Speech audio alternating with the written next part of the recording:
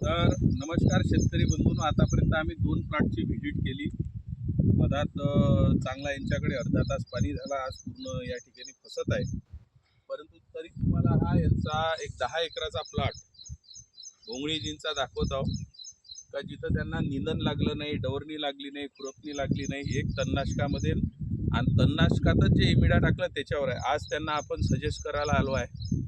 तरी काही न करता आज या लायगरला बघा 30-40 पूर्ण पात्या तयार होऊन गेल्या आणि प्लॉटही मोठा एक समान बसलेला आहे. अशा पूर्ण लाईन जरी तुम्ही पाहू शकत असाल तर आतापर्यंत तुम्ही ज्या काही कपाशा लावल्या याच्यामध्ये काय फरक पडते आपल्याला? त्याच्यात खर्च खूप कमी आला. बरं. पहिला जे लावणीचा खर्च नाही आपल्याला कशाचाच नाही. आणि खत पण एकदम जुनं वाचलेलं आणि फवारणीचा जो खर्च आहे हा बी झिरो आहे. मेडा मारून मेरा मध्ये टाकून दिलं. बघा म्हणजे आतापर्यंत फवारण्या नाही, एक जे जुनं काही खत होतं ते टाकलं, पण आता एक फवारा होईल. त्यानंतर या पराठीची क्वालिटी आपण 15 दिवसांनी दाखवू. या ठिकाणचे आजपर्यंत अनुभव शेतकऱ्यांनी त्यांना सांगितले का असे प्लॉट बसले नाही. आता भारत सरकार, राज्य सरकार यावर नियोजन घेत आहे की शेतकऱ्यांना हे जे 5G आता 5Gच्या नावावर लोकांना खूप बोगस विकलं, परंतु कृषी मित्र प्रतिष्ठान आमची पूर्ण टीम गेल्या 10 वर्षापासून हा संघर्ष करत आहे का शेतकऱ्यांना जे पिकते, जे उपजते ते लोकांपर्यंत न्या. खूप आरोप आमच्यावर झाले, परंतु जेव्हा या शेत शिवारात आम्ही येतो तेव्हा जो आनंद आम्हाला येते. आणि आता माझ्या कालपासून व्हिजिट चालू झाली आहे. मी प्रत्येक शेतावर जाणार आहे. माझं एकच दायित्व आहे की आमच्या भागातला जो शेतकरी आहे, पारंपरिक शेती करत आहे, त्याला कुठंतरी आजपर्यंत तुम्हाला कॉटनचा काय ॲव्हरेज येत होता कपाशीचा?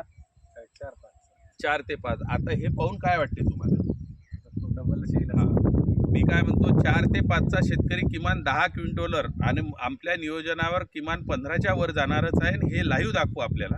तर हे मला सगळ्या शेतकरी बंधूंना महाराष्ट्रातल्या सांगायचं आहे, या भारतातल्या लोकांना सांगायचं आहे का हे अशा प्लॉटवर या अधिकाऱ्यांनी हे जे मार तिथं बसून नियोजन करते त्यांनी आलं पाहिजे. मंत्र्यांनी, आमदारांनी सांगितलं पाहिजे का शेतकऱ्याला आज गरज कशाची आहे. त्याला गरज आहे त्याच्या शेतात पिकाची, त्याला भाव मिळण्याची आणि या नियोजनाची. हे गेल्या 15 वर्षापासून आम्ही सातत्यानं काम करत आहे. त्याचं हे फलित आहे का भाऊसारखे असे हजारो युवा शेतकरी आम्ही या भागामध्ये उभं केलं. 5 एकर शेती ते त्यांची घरची करत होते, पण आज किती एकर तुम्ही ठेक्यानं या भागातल्या पडीत जमिनी केल्या?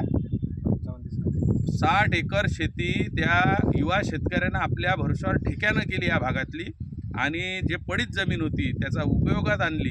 म्हणून माझं नम्र विनंती आहे की आपण यासारख्या टेक्नॉलॉजीजला पूर्णपणे आत्मसात करा आणि त्याचं नियोजन करा. खरोखरच उद्याचा जो भारत आहे कृषी समृद्ध, त्यासाठी आपण तयार राहा. आपले खूप खूप धन्यवाद. आपलं नियोजन, आपला प्लॉट पाहून या ऑगस्ट महिन्याच्या काळात आपला असा प्लॉट पाहून मला तरी खूप आनंद झाला. याबद्दल आपले धन्यवाद.